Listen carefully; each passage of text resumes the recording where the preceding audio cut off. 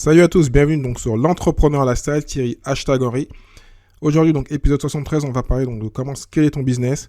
J'ai un invité donc spécial qui s'y connaît donc très bien. C'est simplement un expert de trafic d'acquisition. Il est plus connu pour Facebook, mais il fait aussi donc, comme il va le dire dans l'épisode, YouTube Ads, donc LinkedIn Ads, Google Display, enfin tout ce qui est donc trafic intéressant, même Pinterest. Tu vas l'entendre dans l'épisode. Donc je te dis tout après avoir remercié les sponsors. Comment apprendre à déléguer donc efficacement? C'est ce que je te propose dans cette formation donc, qui va durer 7 jours, où tu vas apprendre à libérer ton temps, à laisser donc les autres faire les tâches qui sont donc moins rémunératrices. Comme ça donc tu vas pouvoir gagner plus d'argent et faire gagner de l'argent à ton entreprise et indirectement donc mieux payer tes équipes, que ce soit des freelances ou des salariés. Donc le but c'est vraiment donc d'avoir une structure légère et de faire des business comme on aime les faire, des business d'entrepreneurs lifestyle. Donc je te dis tout donc dans le lien ici, donc tu vas sur thierry-du6henry.fr/team, T-E-A-M. Donc thierry-du6henry.fr/TEAM, tu vas apprendre à être un entrepreneur libre et donc à savoir déléguer comme un pro et donc à scaler ton business jusqu'à 7-8 chiffres. A tout de suite. Dropeasy, c'est l'e-commerce pour tous sans les soucis de l'e-commerce classique. Plus besoin d'avoir du stock ou de faire des colis. Tu n'as qu'à choisir les produits, les mettre en valeur sur ta boutique Dropeasy et encaisser l'argent. Même si tu n'y connais rien en e-commerce ou en marketing, pas de souci, Dropeasy a été créé pour que tu puisses te lancer rapidement et facilement. Lance-toi dans le dropshipping de qualité avec Dropeasy. Ils ont des partenariats avec des fournisseurs européens et des produits de grande qualité.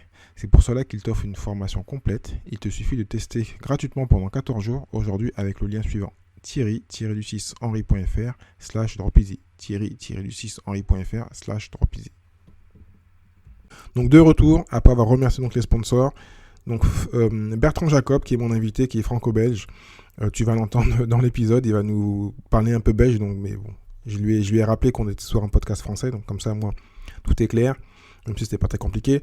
Donc il va donner plein d'informations, donc n'hésite pas à rester jusqu'à la fin. On va parler donc bien sûr de trafic, mais aussi de business, parce que c'est un entrepreneur depuis plus de 10 ans. Et bien sûr, n'hésite pas à partager, à commenter ce podcast, à faire grandir donc la communauté pour qu'on puisse donc scaler nos business ensemble. Je te dis à tout de suite avec Bertrand. Salut Bertrand, comment tu vas? Bonjour Thierry, la grande forme est pour toi. Merci, très bien. Je suis vraiment très content de t'avoir. On va parler de stratégie d'acquisition.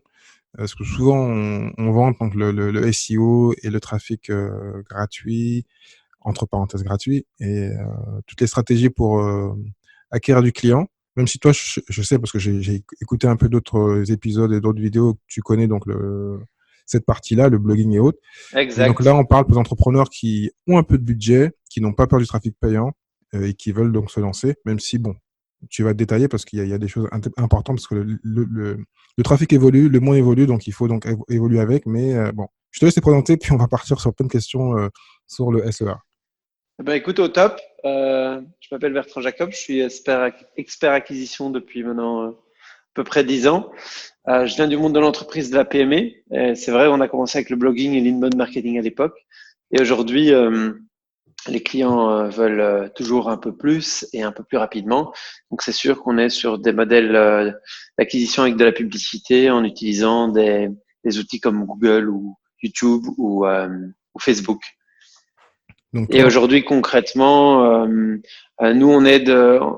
notre mission, c'est d'aider finalement les entrepreneurs avec les meilleures techniques du web disponibles qu'on arrive à trouver, apprendre et découvrir et mettre en place, afin de leur apporter plus de ventes, toujours un peu plus de ventes que le mois dernier, et tout en leur évitant justement des grands points de douleur comme se faire rejeter par par un géant américain qui ne veut plus de nous pour ses publicités, se faire bannir, et puis aussi en leur évitant de devoir gérer tout ce qui concerne la veille technologique. et surtout que pour aller dans ton sens, oui, chacun son métier. Donc si on n'est pas marketeur et qu'on est dans plutôt un mode industriel et qu'on ne connaît pas la technique et qu'on n'a pas de personne en interne pour le faire, il vaut mieux se faire accompagner. Euh, oui, et pour te citer un chiffre, je pense que sur 200 personnes que je rencontre, il y en a à peu près une qui a appuyé sur les boutons et pour qui ça a fonctionné tout de suite très bien. Le reste, c'est un chemin d'apprentissage et de découverte. Et est-ce qu'en général, cette personne-là, c'est plutôt un marketeur ou c'est plutôt une personne lambda? Non, cette personne, ça va être un petit peu, je les appelle les chanceux, quoi. C'est juste, tu sais pas pourquoi, ils ont trouvé tout de suite leur niche, tout de suite, tout a fonctionné tout de suite. Et alors, pour rassurer les 99% autres personnes, c'est pour ce pourcentage-là de gens pour qui tout réussit tout de suite que c'est le plus dur. Parce que, Je précise parce que là, tu as dit un mot en belge, donc que tu es belge, parce que je ne l'ai pas précisé. Et comme tu as dit exact. 90 et Ah, 90. Je vais me mettre en mode France. 90. C'est excellent. Donc, en fait, en vrai, le plus dur, c'est pour les gens qui réussissent tout de suite. Des fois, ils appuient sur des boutons et puis ils ont une campagne qui fait une rentabilité x5 en 30 jours.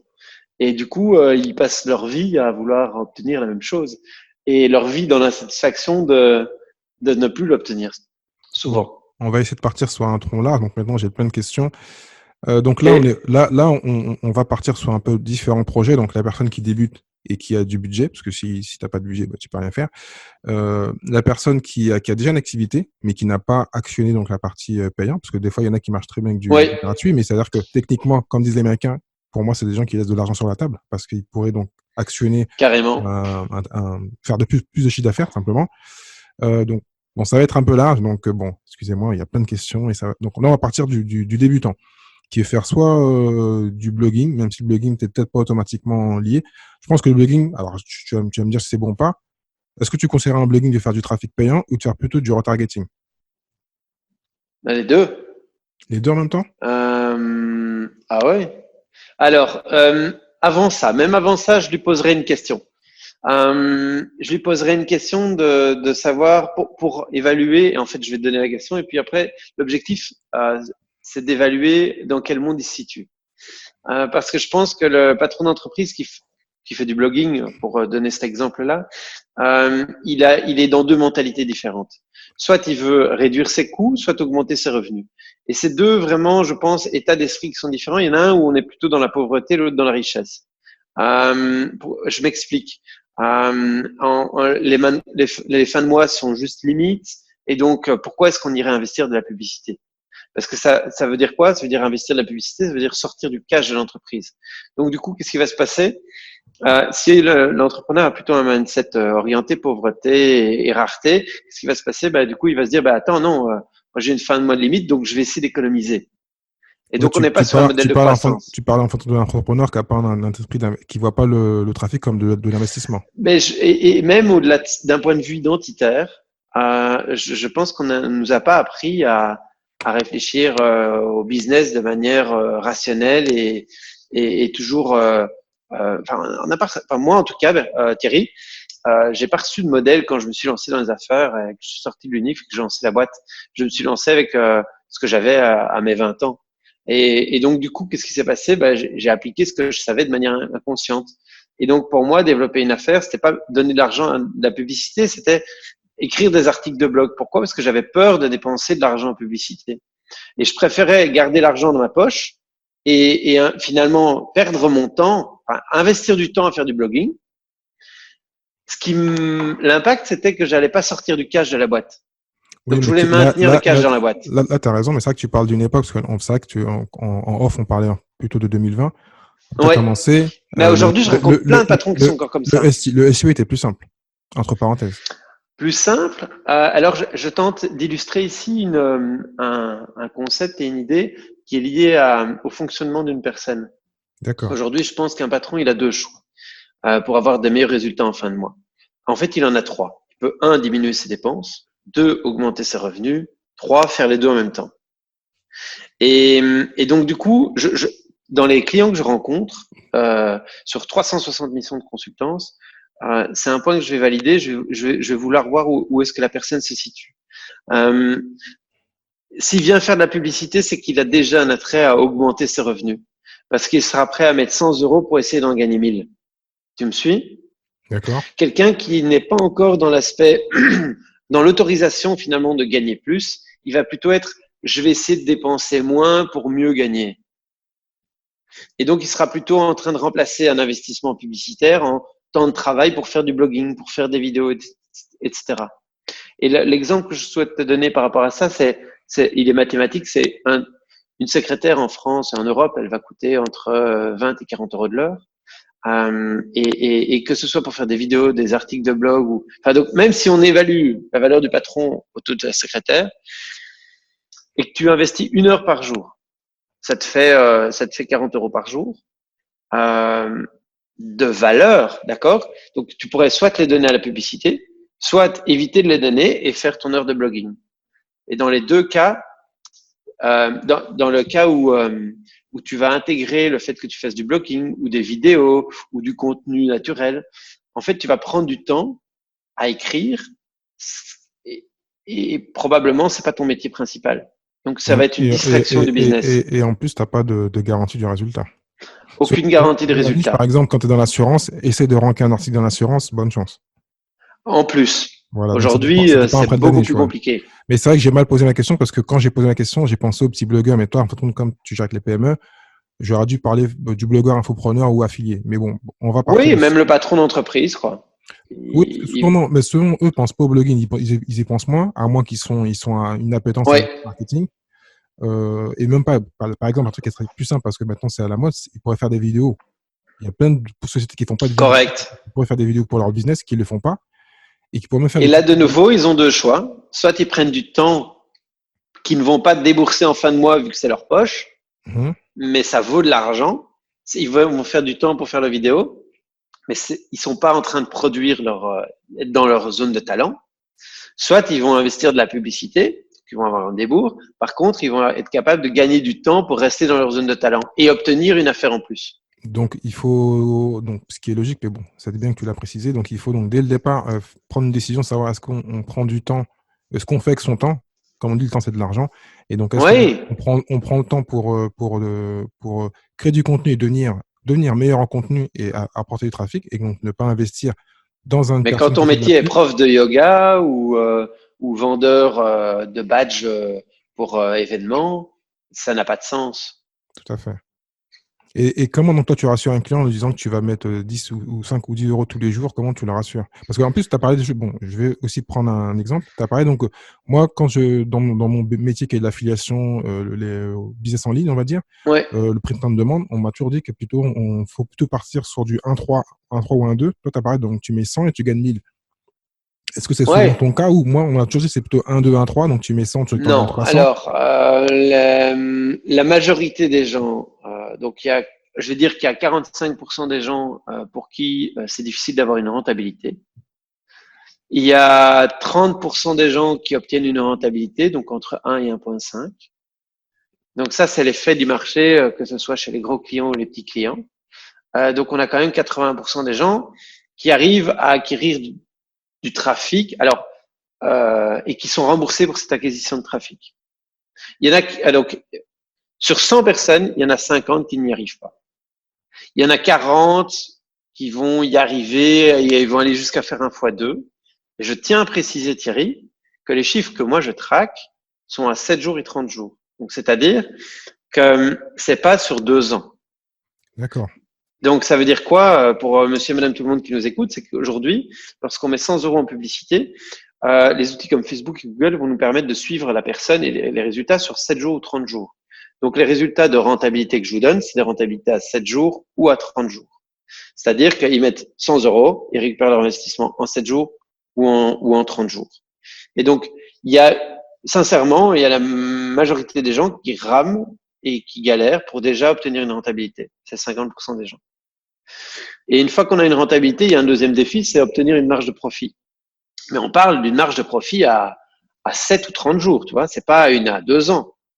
Donc, c'est genre déjà une exigence très, très importante, d'un point de vue entrepreneurial. Surtout que la stratégie est différente parce qu'il y a une stratégie qui peut être de court terme, mais en général, le court terme, c'est jamais très rentable. En général, quand on fait de la pub, même du SEO, c'est toujours sur le long terme, c'est plus intéressant. Surtout qu'il y a deux éléments. On peut parler donc de conversion, mais aussi on peut parler de notoriété et aussi de récupérer le mail. Si on récupère le mail et qu'on a une séquence, exact. Mais aujourd'hui, la majorité de mes clients sont insatisfaits si ils ont récupéré leur mise au bout de 30 jours plus 800 emails. D'accord. Ça, les clients, ils partent au bout de 6 mois. Oui, ils sont assez impatients. Ah, carrément, pas assez, ultra impatients. Oui, alors, parce que moi, en fin de compte, je suis aussi affilié. J'ai un partenaire que souvent je mets en relation et quand les gens viennent, c'est souvent moi qui viens de taper parce que je les ai mis en relation avec l'agence. Et souvent, un forfait 3 mois, dire voilà, sur 3 mois, il y a le temps d'actionner, de Ouais. checker Google Analytics, D'optimiser. checker tous les chiffres. C'est impossible d'avoir le résultat tout de suite. On peut On en est avoir, d'accord, hein. mais souvent, en plus, C'est il faut rare. tester la plateforme parce que la personne, souvent, le partenaire que j'ai fait des fois du Facebook et des fois, selon la cible, il change en fin de compte, il change le canal. Ça peut être YouTube. Selon le produit, selon la marque, ça peut être intéressant de changer. Par exemple, personne n'y pense. Moi, j'aime bien faire de la pub. Même là, j'ai demandé un partenariat sur un podcast parce que personne ne le fait. Et comme personne ne sponsor, Exactement. et moi, le podcast le sponsoring sur un podcast ne coûte rien. Exactement. Voilà. Donc toi, tu m'as dit, donc voilà, il faut donc en général faire plutôt du long terme. Non, les chiffres que je te donne sont à 7 jours, en fait.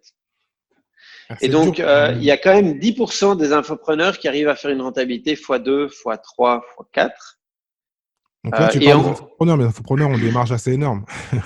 C'est un cas à part. ouais, ben, ça fait partie du jeu, hein. Oui, c'est vrai. C'est vrai. Ça fait partie du jeu. Et c'est une Donc, partie de l'audience, donc ça tombe bien. et on va jusqu'à 1 x 5. Au-delà de ça, ça reste de l'exception. On a une fois eu, par chance, 1 fois 11 000. 11 Donc 000. on en est très content, mais c'est sur 60 000 campagnes, on a fait une campagne à 11 000. Elle a duré 3 jours et on revisait les gens d'un bon de commande. Et donc toi, donc, par rapport à ce que tu me dis, donc tu fais donc et tu conseilles donc des campagnes court terme. Ben, j'ai pas trop le choix, on est obligé. Le marché demande des campagnes à court terme, mais mon job à moi, c'est de rester sur, d'apporter finalement au client une vue du marché et de lui dire qu'on a 6 mois devant nous, 1 an, 2 ans, et que s'il a déjà rentabilisé ses 1000 nouveaux prospects aujourd'hui, ben, qu'est-ce que ça va lui rapporter dans 3 mois? Donc ça, c'est toujours un peu une négociation. Et malheureusement et heureusement, je ne sais pas, en tout cas, je trouve que malheureusement, le suivi en interne de qui achète quoi quand et qui vient de où, quoi et quand est toujours faible, enfin, très souvent faible, que ce soit pour les entreprises ou pour les infopreneurs. D'accord. Est-ce que tu Donc, comprends ce que je veux dire? oui, je vois, oui. Il y a Ok. enfin, tout ce qui est. Tu parles de ROI. Oui, et puis traçabilité de quelle campagne a ramené quelle vente finalement. Donc c'est déjà tout un travail qui Bah, en prend général, 3 à si tu as, 6 mois. si tu as le pixel et tu mets des URL de conversion, tu peux savoir, non? Voilà, mais même avec ça, les entreprises sont pas toujours très organisées pour ça, en Donc, tu veux interne. dire qu'il n'y a pas tout ce qui est. Il n'y a pas une maturité en interne en termes de Il y a pas il y traçabilité. a pas un data analyst en interne, tu veux dire? Non, Ouais. exact. Parce que moi, je viens du big data. Enfin, dernièrement, j'avais une mission en BizDev en big data. Donc, c'est vrai que quand j'appelle les clients, ils me disent, vous parlez de quoi? Ben, je vous parle de big data. Vous mettez un pixel, on vous envoie 3 millions de trafic. Non, pas besoin. Je comprends pas. Je dis, bon, ok. Ouais, Voilà, c'était pas très clair. Et pourtant, ils avaient la matière à pouvoir utiliser la data, ouais, mais ils mais le voulaient. ils ont pas l'info en interne et ils sont perdus. D'accord. Donc là, pour revenir donc, sur les questions, donc, demain, tu as, un client donc, qui veut se lancer. Ouais, Est-ce que tu conseilles donc de commencer par faire un peu de SEO? Parce qu'on m'a toujours dit que c'est mieux de faire des campagnes sur de l'existant, sur de l'SEO ou sont des réseaux sociaux qui existent où il y a déjà un peu de traction, ou de faire donc sur du tout neuf, tout eh brut. ben c'est une excellente question. Et je vais vouloir te proposer un point de vue global, peu importe la plateforme, etc. En fait, le vrai différenciateur que nous on remarque à travers les campagnes, c'est est-ce qu'il existe une audience? Aujourd'hui, est-ce qu'il existe une audience de ton entreprise sur YouTube, sur podcast, sur Facebook? Si la réponse est oui, va d'abord là où il y a ton audience parce que factuellement et de manière chiffrée, l'acquisition sur un trafic qui a déjà été réchauffé coûte beaucoup moins cher. Si tu n'as rien, alors commence avec Facebook. Ça reste l'outil le plus puissant d'un point de vue euh, ciblage et le moins cher.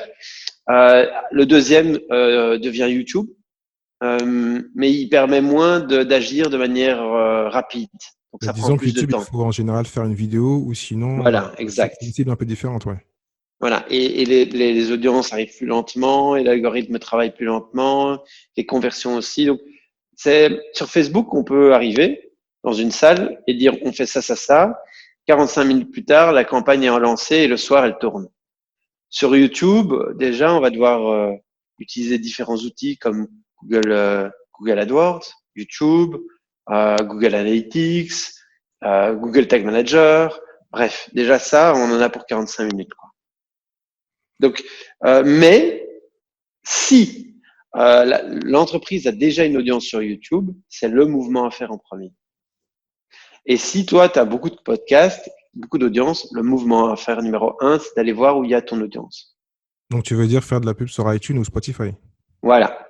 D'accord. Ok. Donc, je vais revenir, parce que je sais que toi, tu es fan de Facebook, hein. Comme je l'ai dit en off, moi, je suis pas très un grand fan. Pourtant, j'ai pu faire les pubs, c'est pas très compliqué, hein, réellement. J'ai Non. eu rapidement des conversions. Mais l'inconvénient, et c'est pour ça que moi, je t'ai défendu en off le native ad, parce que c'est vrai que moi, je viens de l'affiliation, donc c'est quelque chose qui est très commun et qui Ouais. est plus à la mode. Le native ad est largement plus stable que le Facebook, ou est-ce que c'est moi qui me trompe? Ou est-ce que c'est des affiliés qui vantent le native parce qu'ils n'aiment pas Facebook en général? Et Est-ce qu'est-ce que que tu Facebook, entends concrètement par native? en fin de compte, tout ce qui est, moi je passais par Taboola, enfin, Ah, ok. voilà, toutes les structures dont on peut faire du native. Et pourquoi je te dis ça? Parce que souvent, quand on veut scaler une campagne Facebook, si on change de budget, par exemple, je mets 100 euros par jour, et à un moment, je veux passer à 300 euros par jour parce que j'ai une campagne qui fait un carton, Ouais. eh ben, la conversion va changer, ça va pas être stable. Ouais. Je peux pas juste laisser la campagne tourner, partir en vacances et laisser le truc tourner pendant 3 mois. Alors, euh, par rapport à ça, je pense que de toutes les campagnes que nous, on a faites et qu'on a gérées sur du native, nous, on a obtenu des résultats qui sont pas meilleurs que le Facebook Ads. Donc, on n'a pas eu vraiment d'exemples récurrents où on avait de meilleures performances. Ça nécessite aussi une grande capacité de copywriting. C'est-à-dire qu'on doit écrire des bons articles. Il y a un travail de recherche et d'écriture qui est important, que la majorité des entreprises n'ont pas. Et que nous, en interne, on a des compétences, mais on n'en est pas à ce niveau-là. Donc, c'est peut-être aussi pour ça que ça a moins performé chez nous que d'autres agences pourraient faire. Mais dans tous les cas, là, tu as aussi une belle régie avec énormément de trafic. Donc ça, c'est chouette. Mais d'un point de vue aujourd'hui scaling, non, pour moi, il n'y a pas photo. C'est vrai je pense qu'il y a dans notre agence, on a 7 niveaux d'optimisation de campagne. Il y a le niveau où j'ai jamais rien fait, j'ai pas de pixel, j'ai un pixel. Et puis, il y a le niveau où j'ai mes premiers résultats. Et puis, il y a les différents niveaux de scaling. Et c'est vrai que parfois, on doit utiliser la machine différemment en fonction du budget qu'on y met. Et pour te rejoindre, donc, la contrainte, on augmente le budget, ça casse. C'est quelque chose qu'on vit quotidiennement. Et donc, c'est vrai que là, il y a un travail de veille, de travail, de recherche à faire pour, sur un outil comme Facebook, retrouver la bonne méthode afin qu'on puisse augmenter les résultats sans pour autant couper nos coûts. Mais là, on va taper sur des concepts sur la taille de l'audience. Peut-être on a juste saturé notre audience. Où on peut aussi aller buter sur. Donc, ce que je t'explique a deux limites, je pense. La taille de l'audience et l'impatience du patron. La taille de l'audience, peut-être on a usé l'audience et on ne doit rien faire pendant 6 mois, ça arrive. Et parfois le patron il est juste obnubilé par l'augmentation de son chiffre et il oublie toute raison. Parce que le 1er janvier, il a mis 200 euros par jour, ça lui rapporte 1000. Le 1er février, il met 400, ça lui rapporte 5000. Donc le 1er mars, il met 500, c'est évident. Et il sera pas content quand ça sera cassé. Est-ce que tu me suis? Je te suis, et je vais même aller dans le sens un peu, pas inverse, parce que toi, c'est marrant parce que tu parles de petit budget, parce que souvent les gens ont peur parce qu'ils ont souvent ils ont des agences pub classiques, on va dire, parce qu'il y a maintenant ce qui est la mode, c'est la mode du SMMA, SMA Ouais. plutôt, et donc les gens souvent demandent des grosses sommes dès le départ, et on sait qu'elles prennent en général entre 15 et 20%. Et moi, pour revenir sur les business en ligne en général, moi je conseille toujours à une personne qui veut faire de se lancer en solo, sans passer par agence, d'avoir 3 000 euros, 5 000 euros de côté. C'est-à-dire ne pas Oui, faire correct. les personnes. Parce que moi, pour te dire, j'ai pris l'exemple, moi, à un moment, j'ai voulu faire, quand j'ai été banni de Facebook, j'ai été sur Bing. Bing, ça coûte rien de clic, Ouais. mais j'avais pas un gros budget avec 500. 500, en plus, j'ai fait 4-5 campagnes différentes en même temps, ce qui était une stupidité, parce qu'en fin de compte, je dispersais mon argent. J'ai récupéré sur certains trafics et d'autres, j'ai perdu. Et à un moment ou à un autre, comme le temps de récupérer en fin de compte ma commission d'affiliation, ben, j'avais plus de budget. Voilà. Donc, je Ok. repartais à zéro. Tu vois? Donc, est-ce que donc toi, tu conseilles automatiquement, parce que là, tu parles que de petits budgets, donc plutôt vraiment quand les gens viennent te voir, si ils veulent passer par une personne, par un pro, d'avoir un budget dès le départ, comme ça, il n'y a pas ce souci de dire, ah non, j'ai peur de. Et à part sur Alors, pas de une des budget. conditions pour travailler avec nous en agence, c'est d'être capable de maintenir un budget publicitaire pendant 6 mois. Et le minimum qu'on existe, c'est 600 € par mois.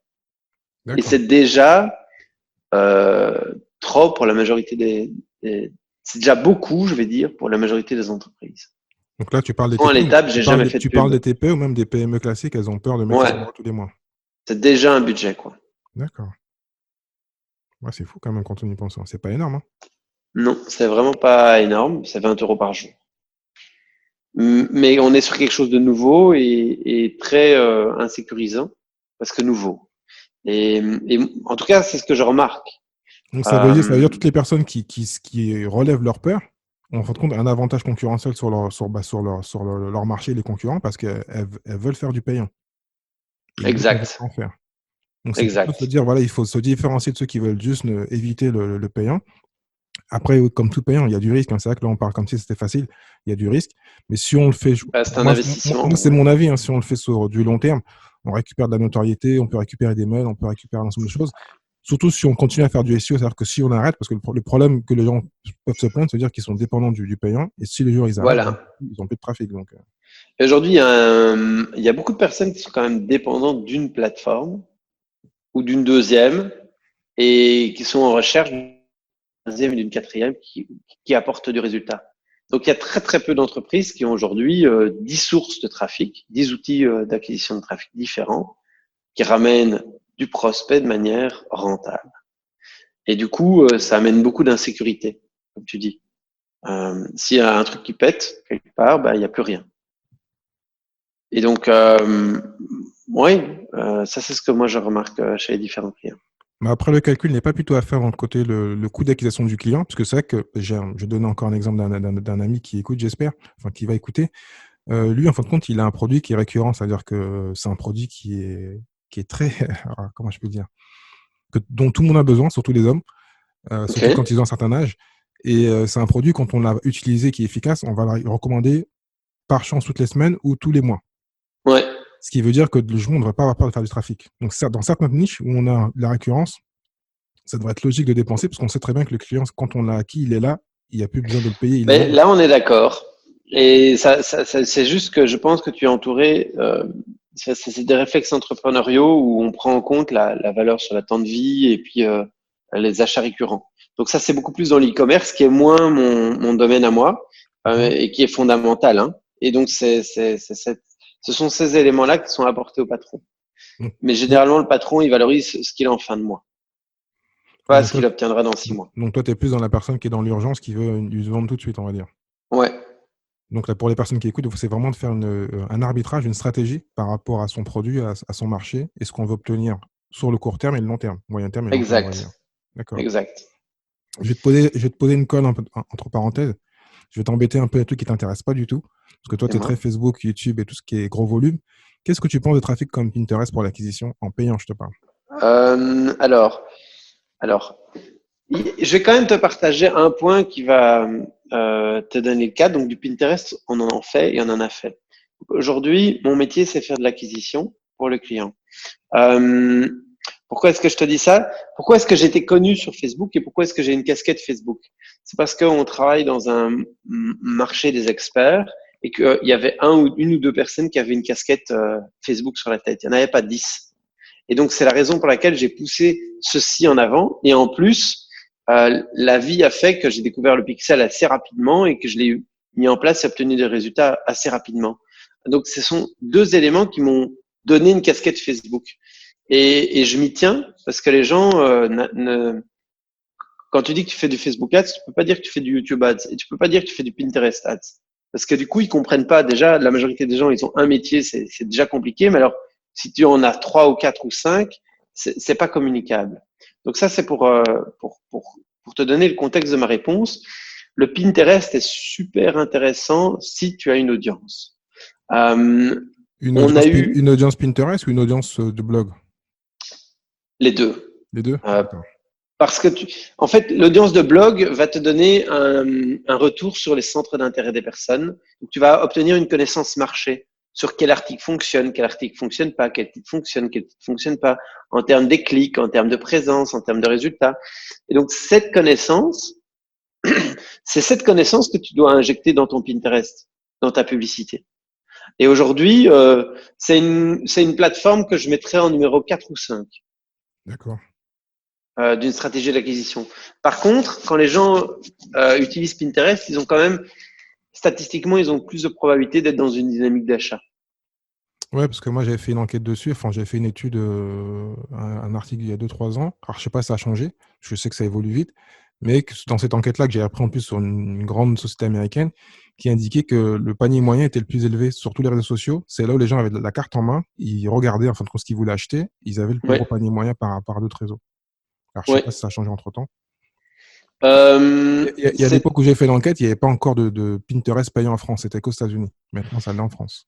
Alors aujourd'hui, le désavantage, c'est que j'ai pas un lien sur les campagnes qu'on a fait entre les acquisitions qu'on a faites et les ventes qui ont été générées.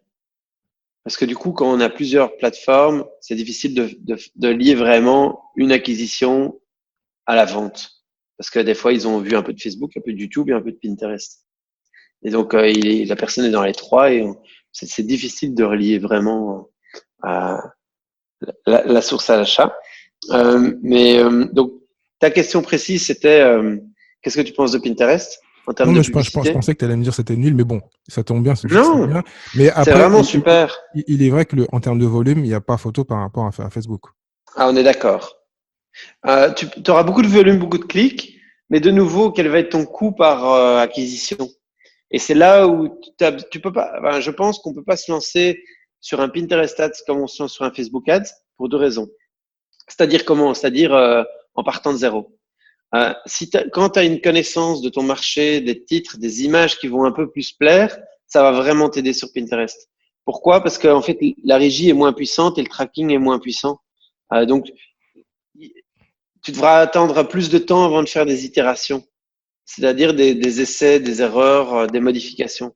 Aujourd'hui, l'outil le plus puissant à mettre dans les mains d'un marketeur, c'est Facebook Ads.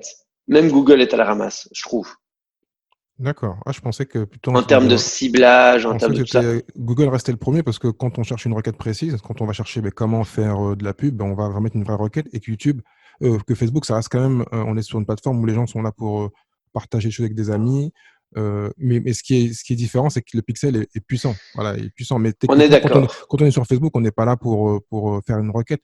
Et en plus, j'ai même fait une vidéo hier, qui est sortie hier. Sur Facebook, c'est pas un moteur de recherche. On fait pas une recherche dans Facebook. C'est rare. Mais on est dessus, on est Mmh. présent. C'est vrai qu'on est présent. Tout le monde est dessus. Aujourd'hui, tu serais étonné le nombre d'éléments que tu sauvegardes pour plus tard.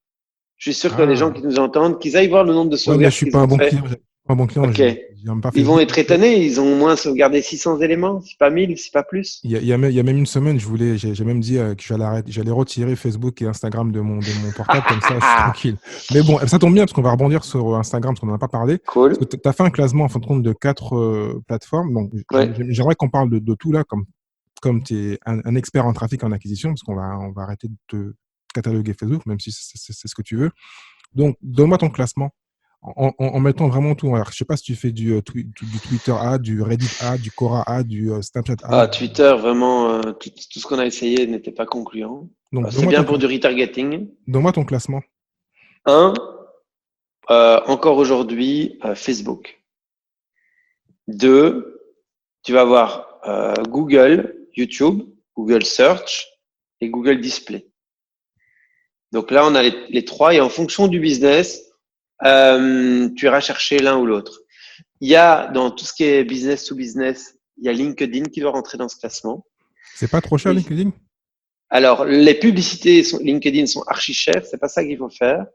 Ce qu'il faut faire, c'est faire des demandes de mise en relation. Donc, c'est faire un processus de chat, de mise en relation et de discussion semi-automatisé. Avec, 50 demandes de relation par jour avec, 16, avec, avec 16 navigateurs, c'est ça? oui, par exemple, Et un robot. Tu crées un robot, ça, ou sinon c'est. un robot ou un humain D'accord, ok. qui systématiquement va faire les mises en relation tous les jours avec des messages types, etc. Et donc, du coup, dès qu'il y a une réaction plus positive, il est renvoyé vers l'équipe de vente. D'accord. Ça reste très, très intéressant dans certains marchés. Et alors, tu as effectivement… Alors, quand je dis Facebook, je dis toujours Instagram. Les deux sont kiff-kiff pour moi. Tu as les stories pour le moment, Ouais. où les gens passent beaucoup de temps, mais ça reste du Facebook et du Instagram. Donc, on a dit Facebook et Instagram. Tu as Google Search dans certains marchés, mais tu vas voir pour le volume le YouTube qui est excellent, surtout si tu as une audience. Et alors, tu as le display qui On m'a dit fonctionne que, on m'a dit que magnifiquement. Display est pas mal, ouais. En plus, c'est pas cher, c'est moins cher. Exactement. Je sais pas ce qu'ils ont fait, mais il y a 6 mois, un an, c'était vraiment pas… enfin, c'était pas cool, quoi. Et là, maintenant, sincèrement, même en acquisition de conversion, on a des résultats. Soit ils ont changé leur formule de prix, soit ils ont changé leur mécanisme d'algorithme. Mais dans tous les cas, aujourd'hui, on a des bons résultats en acquisition et en retargeting. Alors, là, Mais le Display, on m'a dit que c'est plus pour de l'e-commerce. même moi, pour des PME et pour des infopreneurs, j'ai de très bons résultats aujourd'hui en display. D'accord. Ok. Par contre, pourquoi est-ce que je garde Facebook en 1 et YouTube, Google en 2? Parce que je pourrais les inverser. Quand la personne a moins de 1000 personnes dans son audience, ou même moins de 10 000, tu vas sur du Facebook. On va pouvoir jouer. Quand tu as plus de 10 000 personnes, alors tu vas sur du Google. Là, tu vas pouvoir jouer. D'accord. Quand tu dis Et c'est 10 000 dans sa liste mail, dans ses followers par rapport au trafic, par dans rapport… son pixel ou dans ses D'accord. audiences, Ok. etc.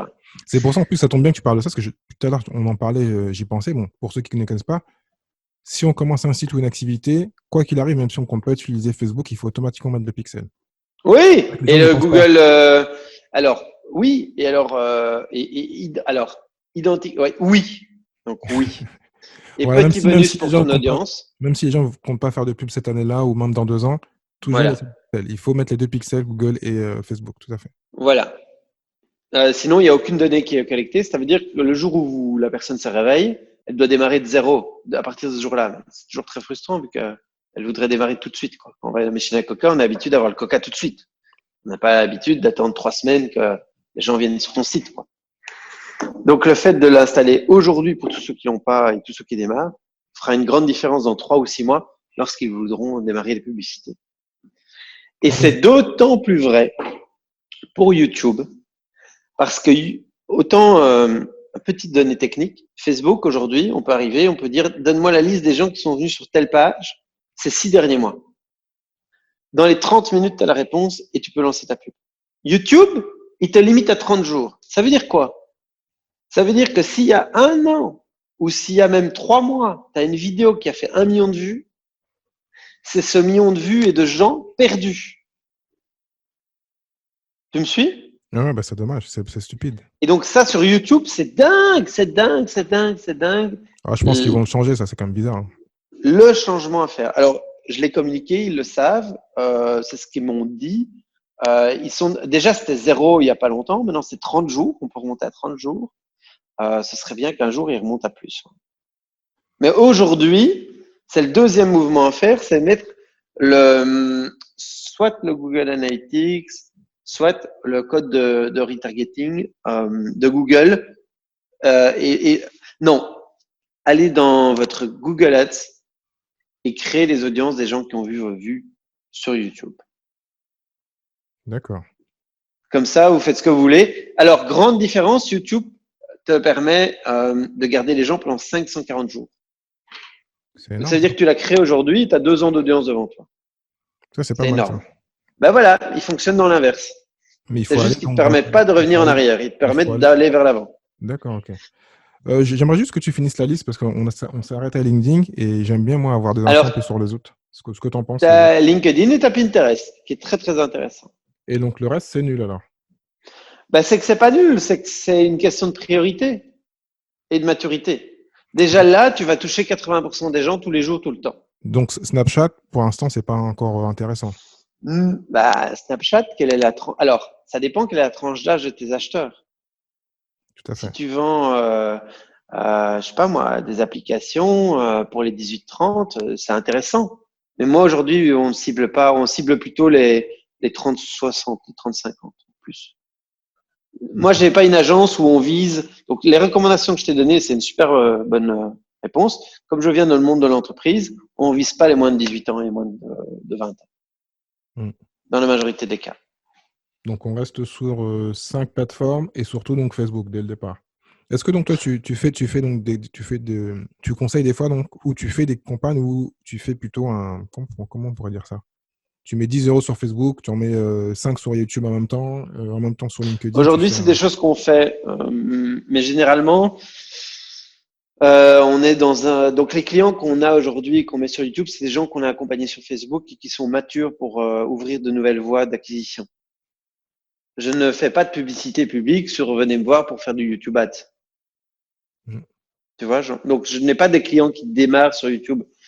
On le fait aujourd'hui, on fait des campagnes et sur Google et sur YouTube. Et ça marche bien? Les deux fonctionnent. C'est juste que tu as un modèle à essence et un modèle à diesel. Quand tu lances Facebook, ça démarre le jour même ou le lendemain et puis ça tourne. YouTube, il y faut déjà une semaine pour se lancer. Donc, les résultats, donc déjà, pour faire valider ta vidéo, parfois, il faut 2-3 jours. Facebook, généralement, dans la demi-heure, ta pub ou dans les 24 heures, c'est validé. Donc, déjà, tu as un temps d'attente avant que ta publicité soit lancée. Ensuite, ensuite, dans l'optimisation et les postes sociaux de croissance, je trouve aujourd'hui tout ce qui est Google comme moins limité que Facebook en termes D'accord. de taille d'audience. Euh, mais il démarre moins vite, c'est juste ça. Donc, le Ouais, dans tous premier les mois, cas, tu dans vas tous les cas, préférer Facebook, le deuxième YouTube. il faut pas être pressé quoi, dans tous les cas. Non, il faut 3 à 6 mois, quoi. Et donc toi, Je tu pense. tu conseilles plutôt parce que moi, quand je faisais mes campagnes et parce que je suis plutôt de formation affiliation et c'est ce que j'aime, on me disait toujours de faire des campagnes sur le mobile parce que les gens sont plus trop sur Ah Internet. ouais, mais de toute façon, quoi que tu fasses aujourd'hui, c'est des campagnes sur mobile. Donc toi, tu les fais plutôt Quoi, 100% mobile ou tu mets un peu quand même de desktop on met pour. toujours sur ordinateur. D'accord. Et de nouveau, ça va un peu dépendre de ton marché cible. Si tu vends, comme je travaille avec le monde de l'entreprise, des fois on vise des employés. Et ces employés, ils travaillent quand même devant leur ordi la journée, tu vois. Mm, tout à fait. Donc, et aujourd'hui, tu serais étonné. Euh, allons, mais 90% des chiffres dont on parle, c'est du trafic mobile, il n'y a pas photo. Et en plus, logiquement, c'est un peu moins cher pour l'instant. Ça reste encore moins cher le mobile. Si tu veux. Ah non, ça tombe Oui, bien, hein. Je vais pas parce que ça moi. dépend. On a Ouais. souvent des prospects moins chers, oui, des prospects et des ventes moins chères, tu as raison.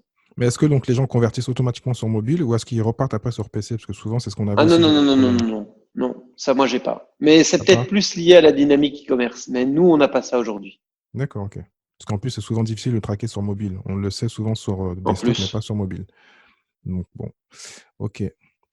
Est-ce qu'il y a un truc que j'ai oublié de te demander? Ah si, dernière question. Parce que donc on sait que donc si on veut passer par toi, donc c'est 600 € minimum, c'est ça? Alors, si des personnes souhaitent venir à l'agence, nous, on va valider avec eux qu'ils ont au moins 600 euros de budget pendant 6 mois à investir en pub. Ça, c'est Ah, le c'est pendant strict 6 mois, je crois que minimum. c'était par mois. D'accord, ok. Ok, 600 par mois pendant 6 mois. Donc, ça fait 3600. Ça, d'accord, c'est s'ils veulent venir dans l'agence. d'accord. Mais c'était pas ça en dessous de la question, parce qu'il y a une question alors peut-être qu'il va vraiment, vraiment aller dans ton sens. Je sais pas si c'est vrai, parce qu'on me l'avait dit il y a un moment. Parce que donc, comme je t'ai dit au début, donc moi j'ai été anti-Facebook parce que j'ai été banni Ouais, 2 fois. ouais, mais oui, mais Après, oui, mais après, oui, mais ils après, sont après, rudes, hein. après, j'ai récupéré mon compte, je me suis expliqué avec eux. Mais on m'avait donné une solution qui était pas mal, surtout qu'on m'a dit, bah Thierry, tu as autre chose à faire, tu as un podcast, donc arrête les pubs. Même si tu es affilié, tu peux laisser quelqu'un d'autre et toi, tu fais autre chose. Ouais, Donc, ce coach qui était pas mal, il m'a bien foutu en plus quand tu passes par une agence en général, elles sont rarement bannies, elles peuvent pas être bannies. C'est parce qu'elles ont plusieurs comptes, correct, elles sont reconnues, elles connaissent Facebook, donc elles sont en général pas bannies. correct. Mais et alors, il y a deux mais. Euh, le premier mais, c'est qu'on a un radar aux clients qui ont des régies bannies. Ah, On essaie quand même de voir. Donc ça, c'est un axe. Parce que du coup, ça augmente le. Alors, juste, je vais te raconter une histoire. On est en mars. En oui, tout à fait. janvier, je me réveille un matin Et j'ai une personne de mon équipe qui m'appelle et qui me dit Bertrand, je ne sais plus éditer aucune pub de chez aucun client. Facebook, donc ça concerne quand même 75 régies. Hein. Ah oui. Facebook a désactivé mes accès Business Manager. Agence. C'est fou, ça. Alors, quand tu te fais refuser une régie et bannir un compte, etc., tu as un sentiment de frustration et un sentiment d'impuissance. Je peux t'assurer que là, mon niveau d'impuissance ressenti a fait un pic extrêmement élevé. Du jour au lendemain, plus de business, et Mais plus d'agence, plus rien. tu étais banni que chez Facebook. Ouais, Ah ok, oui, mais je garde une vingtaine, une vingtaine de clients sur les autres plateformes, mais aujourd'hui, ça représente quand même une part importante de mon chiffre d'affaires. et comment t'as Euh, récupéré le compte? D'abord, le cœur a redémarré. Et ensuite, j'ai contacté Facebook alors la procédure, c'est totalement inhumain. Mais au bout d'une semaine, j'ai récupéré les comptes agences. Et ils m'ont expliqué deux choses. Ils m'ont expliqué que ça venait d'une proportion compte publicitaire client refusé que j'avais laissé. Quand je travaille avec un client, il y a des régies qui sont, c'est rarement le cas, mais 3 ou 4 fois par an, on a une régie qui saute. Eh bien, on les laissait pour garder les datas, les stats, etc. Et en fait, j'avais une proportion trop élevée de régies refusées dans mon compte. Il y a eu un deuxième axe. Il y a des membres de mon personnel travaillaient chez moi, mais aussi chez d'autres. Et il y avait une proportion trop importante de comptes refusés dans leurs autres clients. En fait, Facebook a changé la manière dont il évaluait son risque. Il est passé de risque, à mon avis, linéaire à risque multidimension. Et donc, ces deux facteurs ont fait que l'algorithme a bloqué mes accès. Une semaine de discussion, de chat, de relance, de gestion. Heureusement, on avait un deuxième business manager, on a su basculer nos clients. T'imagines le bazar. Mais donc on a récupéré nos comptes. Et c'est ce jour-là, Thierry, où je me suis dit, OK, on va officialiser ce qu'on fait un peu plus dans Google et dans YouTube. Parce que moi, en termes que gestionnaire d'entreprise, je peux pas gérer une entreprise avec un partenaire, un intermédiaire qui a droit de vie ou de mort sur mon personnel, sur moi, sur ma vie, tu vois. Ouais, c'est le problème. Voilà, c'est un vrai problème. Mm. Et donc, division du risque. On réouvre les clients sur les autres régies. Bon, bah, heureusement, ça s'est bien passé. Mais bon, c'était un bien pour un mal. Au moins, tu sais que ça arrive, ça existe, et au moins, tu le sais. Et donc, quand tu me dis on va sur une agence parce qu'il y a moins de comptes refusés, c'est une bonne idée. Mais le problème, c'est qu'aujourd'hui, nous, on a des filtres qui ont été vachement augmentés à l'entrée. Donc, tous ceux qui ont 18 régies qui tournent en même temps, qui font de dropshipping, machin, c'est compliqué de rentrer chez nous maintenant. Ouais, mais ce qui est bien, c'est toi, tu suis le marché. Parce que moi, quand j'ai été banni, j'étais banni 2 fois. Et une fois, on m'a dit que c'était même pas Facebook. Enfin, c'était un robot de Facebook. Alors que des fois, C'est ça, ils ont une c'est le machine. Et robot donc, qui a déclenché. moi, j'ai envoyé des mails et ils indiquaient, même quand on parle, par exemple, à l'étranger, Google remarque que Ah le là PC a là, changé d'IP. C'est pas le même endroit. Et donc là, il bloque automatiquement. Bon, il y a plein de détails. Moi, j'ai fait une vidéo dessus qui est même, je crois, dans l'une des mieux classées eh sur ben, Facebook. magnifique. Et donc, j'en parle. Mais bon, c'était de la Sur croix et les la 3 bannière. derniers mois, le nombre de clients chez qui on a dû rallumer la régie parce que ils avaient voyagé d'un pays à l'autre avec leur carte crédit, c'est juste hallucinant. Donc c'est pour Alors ça c'est bien de passer par un pro parce que bah, vous tenez au courant de tout et que nous, bah, des fois, en plus, voilà. ça Et c'est en plus, un et désavantage, en ouais. plus, c'est ce que je dis dans la vidéo, c'est que souvent, personne ne lit les guidelines. Même moi, je l'avoue, En j'ai plus, survolé, mais eh souvent, ben, c'est un détail pathétique qui fait qu'en fin de compte, on a fait une erreur et que voilà, quoi. On perd le Thierry, compte. blague à part, ça faisait 1 an ou 2 ans que j'ai pas été les relire, ils les avaient mis à jour. Aïe, aïe, aïe. Tu vois, Tu vois? même toi qui es pro, tu l'as pas fait. Bah ouais. Parce qu'ils Bon, préviennent pas spécialement quand ils les mettent à jour. Hein. bon, en même temps, c'est indigeste, donc il faut vraiment aimer avoir envie de lire et de. Voilà. Ou sinon, il faut regarder les vidéos, mais c'est un peu indigeste. Bah, il faut surtout prendre le temps, une journée, pour ouvrir 18 sous-sections d'un site de documentation. Mm. Voilà. Mais bon, est-ce que j'ai oublié quelque chose que j'aurais dû te poser comme question? Est-ce que la Belgique va rencontrer la France à l'Euro? Ah, peut-être. Je pense que oui. Logiquement, oui. Peut-être. Eh ben, espérons, espérons. Je pense que. Mais toi, pourquoi toi tu parles? T'es franco-belge, toi? Ah oui, je suis franco-belge, je suis les deux. Ouais, donc. T'es vachement bien renseigné, Ah, Thierry. bah, c'est mon travail. Eh ben, dis, Attends, quand même. Faut que je travaille un peu. bravo. Bon, bah, avant de finir, je vais te poser 5 questions que je pose à tous mes entrepreneurs. J'espère que t'as pas été, J'écoute. j'espère que t'as pas été faire le boulot, t'as pas été regarder les questions. Donc, quel est le business dont tu rêves à part celui que tu fais actuellement? Rentier.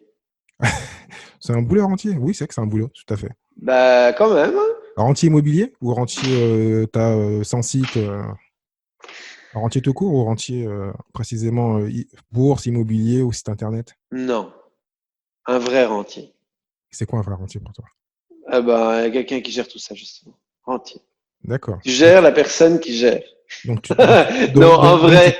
donc, tu t'en fous en fin de compte de l'actif tant que t'as pas géré. Ouais, là, en fait, je viens de te dire que j'ai besoin de vacances. C'était la vraie réponse. D'accord, ok. Bon. Quelle est la meilleure expérience que tu as eue en tant qu'entrepreneur ou investisseur? En tant qu'entrepreneur et investisseur, Ou investisseur, ça dépend. expérience humaine? Comme tu veux.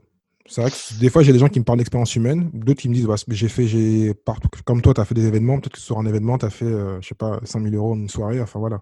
Ou sinon, tu as Ah, rencontré Bill Gates, je sais pas. Ouais. écoute, un jour, j'ai réussi une campagne à plus d'un million de pourcents.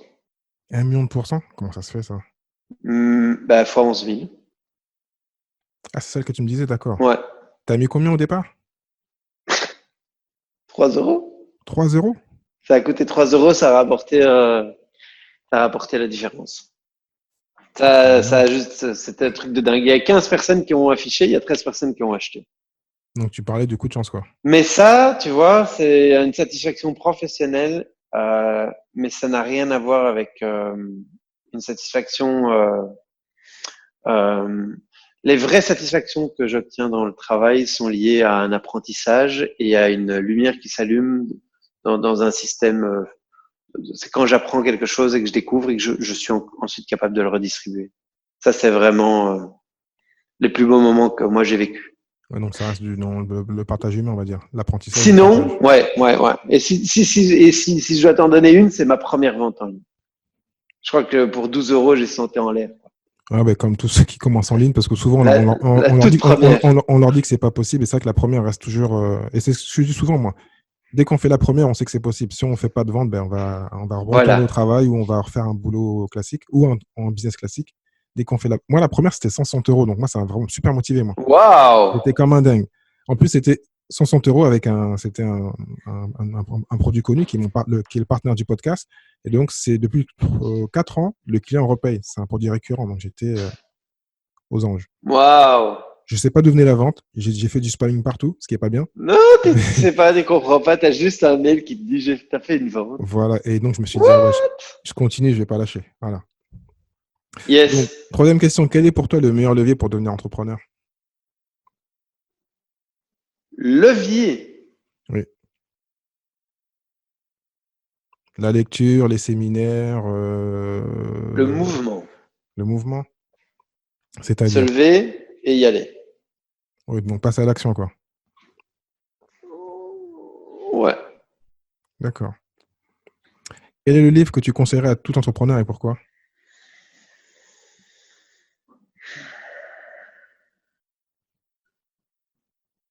The One Thing. The One Thing. De En Peter, anglais. de Peter Thiel? Ouais. Pourquoi? Parce que c'est une page de vente en tant que telle. Parce que parce qu'il y a du dessin et du texte parce qu'il a simplifié, synthétisé et séquencé ces informations d'une manière, je trouve, absolument remarquable et parce que ça modifie la manière dont je gère mon quotidien. C'est de One Thing ou de Zero to One? Parce qu'il y a, Non, de One Thing. Chaque fois, je me trompe, il y a deux auteurs différents. C'est jaune et noir, mais je peux pas, je D'accord. pourrais retrouver. Oui, je vois. Non, je connais les deux, mais il y en a un, je crois que c'est... D'accord, ok. Bon, en tout cas, je vais le mettre dans le show note. Et dernière question, quelle est la compétence que tu rêves d'avoir, Bertrand?